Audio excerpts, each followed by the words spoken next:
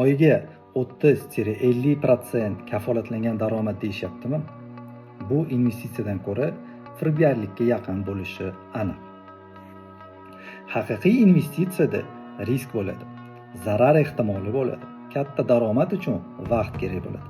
Lekin piramida sxemalari odatda 100% kafolat, tez boyish, do'stlarni olib kel degan gaplar bilan ishlaydi.